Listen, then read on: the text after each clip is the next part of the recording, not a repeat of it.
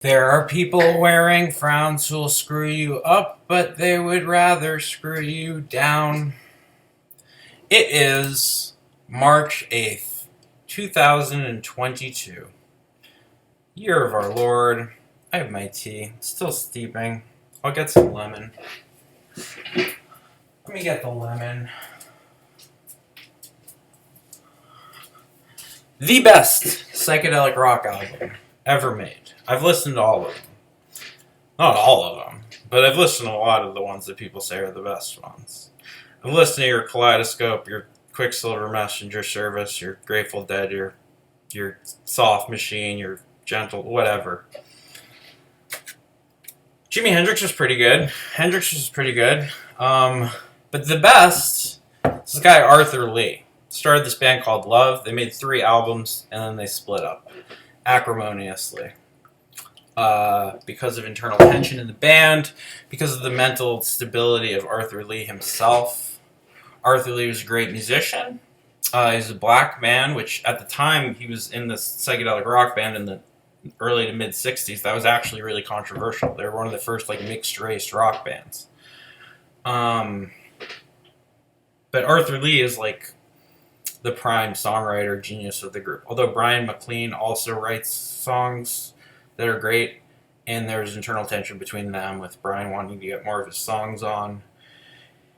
But Arthur just had so much to say, and Forever Changes, holy shit did he have so much to say. Forever Changes is like the thesis of the unromantic view of the after effects of psychedelic experience. This is and not naive. It's not all you need is love. It's not come and join the party every day. It's the opposite of that. It's I'm paranoid. I'm isolated. I can't figure out which words are meaningful. All words seem meaningless, so I can just kind of play with them how I wish. I feel detached. I feel scared. I feel vulnerable. It's just about complete disillusionment with the hippie dream that we're being fed at the time in 66 when he recorded this, 67 when he released this. The album 66 he released, Capo, means from the beginning in Italian, and that's also almost as good an album as Forever Changes. I would say it's equally great, but I think Forever Changes has a unique quality that makes it stand out from the Love. It's kind of like their magnum opus, masterwork of a statement. Lyrically, musically, it's just a flawless record. It's exceptional, truly. It starts with Alone Again Or, which is an excellent song.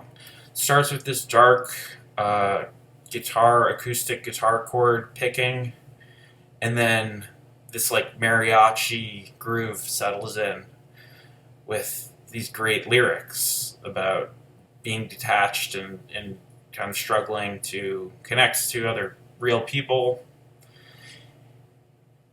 Yeah, I heard a funny thing. Somebody said that I could be in love with almost everyone. I think that people are the greatest fun, but I will be alone again tonight, my dear. There's Spanish sonata soloing. It's lovely. You've probably heard this song. It's not obscure. They use it in movies, commercials, things like that. The House Is Not a Motel is next. And this is even darker. It's this charging drum beat, and the lyrics are in this detached way. It's just you're just the thought that someone, somehow, somewhere feels you should be here. And it's also real to feel, to touch, to see, to be while you are here. But then the bathtub water's filled with blood. And he's talking about, so I hear you calling my name. It's this paranoid, dark thing about the reality of being in a touring rock band spun. And Morrigan sounds like an austere, very old ballad. It's very pretty and nicely orchestrated. I enjoy the little changes and lyrical ideas. It swells and bursts into a more lush arrangement and then returns to the chorus pattern with strings. Daily Planet is really where this record starts to get interesting to me. I think this record peaks at the end of it. My favorite song is Live and Let Live. Daily Planet, Old Man, Red Telephone, Maybe the People would be the time. I forget the full title of this track. It's like Maybe the People would be the time. Here, I'll pull it up. Maybe the People would be the times, or Between Clark and Hildell. Anyway. So yeah, where are we at? Daily Planet. This is arranged by Neil Young, actually. Has this great rocking guitar. I think this is that like down, down, down, down, down, down, down, down, down, that groove. Nice bass. The bass comes in funkier on the second one. That cool bridge chorus thing that ends with waiting on the sun, and then down, down, down, down, down, down. They pick it up back again. And then it goes through a minor section that's just like a soft ballad, a completely different song, and a different little composed piece. And then they return to the main groove a little bit, and it's over. Old Man it's like a melodramatic kind of hippie folk diatribe, cool acoustic playing and strings, goes through some nice sections. This is like a journey. This is like a prog album. These rhythm melody changes into completely different song structures within the same track. I don't know what you call that. You call it endless bridges and codas, or not being obedient to verse-chorus structure. But that's what this album is. It moves like an organism, doesn't follow traditional rock and roll structure. Red Telephone is one of my favorite songs. She's got an awesome groove, incredible lyrics. I believe in magic. Why? Because it is so quick. I don't need power when I'm hypnotized. Look in my eyes. Live and Let Live is amazing. Oh, the snot has caked against my pants. It has turned into a crystal. There's a bluebird sitting on a branch. Think I'll grab my pistol. Because it's in my hand, because he's on my land. This is from memory, so I'm probably... Anyway, great song. Good humor, man. Also a great song. Nice melodic ballad, fantastic lyrics. Bummer in the Summer is amazing. It's the most upbeat thing on the record. The record company made them record this song, Bummer in the Summer, because it's just like a funky, fun, upbeat song. And this album is so exhausting and sad to listen to. It's just like endless ballads and like really complex,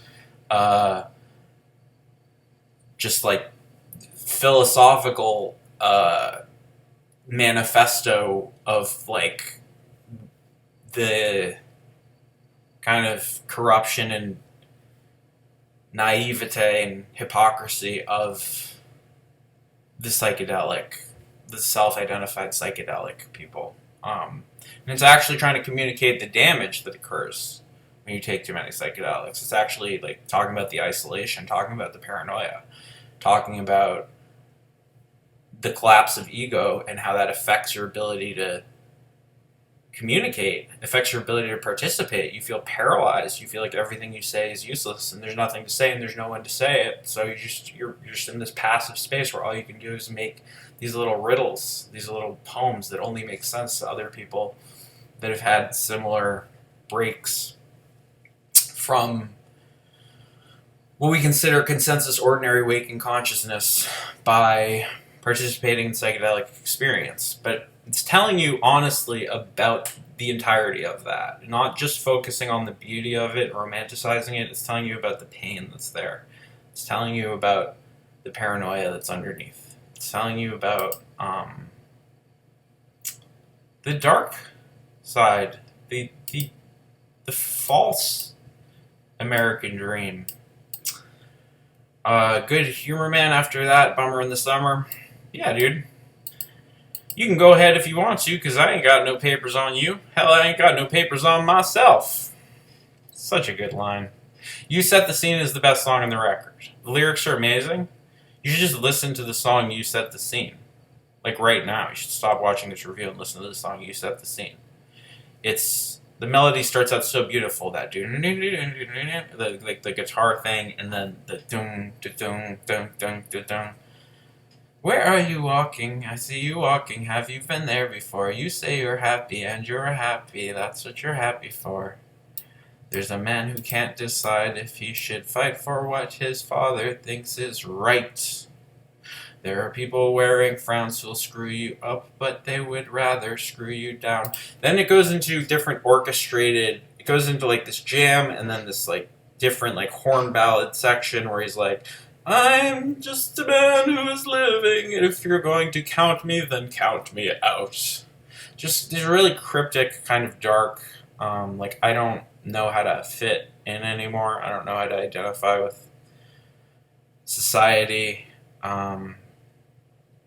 Just the loneliness and paralysis and paranoia that await you if you abuse God as a toy and you take psychedelic drugs in large quantities in places like, I don't know, the United States of America.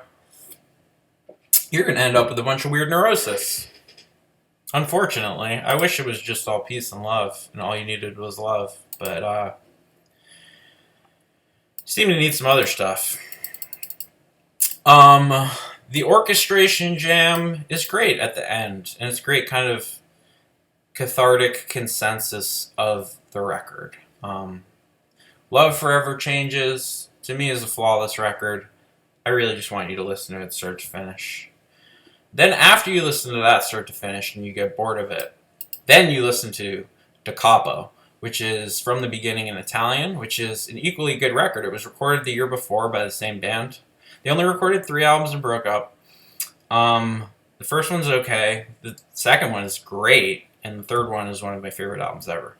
Capo. Stephanie Knows starts with like this jangling dark piano kind of puzzle with these stabs of snare and cymbal into these composed sections. And then there's this wild short jam with electric guitar and sax soloing. Orange Skies is next. It's a pretty like islandy, like Caribbean sounding guitar groove with flutes and these orchestrated stops and starts.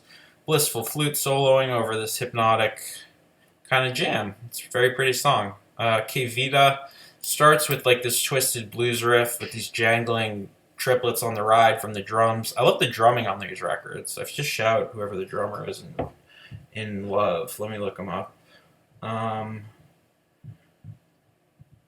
It just says Arthur Lee and Brian. They're not telling me because he doesn't get writing credits. Anyway, I know you're a good drummer from Love. Michael Stewart Ware. There you go. Ken Forsey on the bass. Ken Forsey has some sweet bass lines. I love his bass line on Daily Planet. Anyway, Que Vida. They settle into these different joyful guitar jams that move through structured solo parts. Like a prog record hits this awesome bridge. I love this composed part. And then it returns to the Que Vida riff. 7 and 7 is like rowdy, distorted garage rock. It's beautiful. It's just like a burst of energy. The lyrics are like shouted, not talked or sung. It sounds like a punk rock song. Yes, it sounds like a black dude singing a punk rock song in 1966. That's pretty cool. It's a great song. The lyrics are quite good. I don't think I have time to read lyrics because this is 15, right? The Castle is a pretty composed adventure of melody and different rhythmic, melodic, acoustic guitar figures into jams. That jangly old organ comes out, moves through these different composed sections. That's the end of the first half of the record. The second half of the record is one long jam called Revelation. It's just a blissful, euphoric blues jam that gets into different solos. Every instrument takes a solo. It's just them rocking out.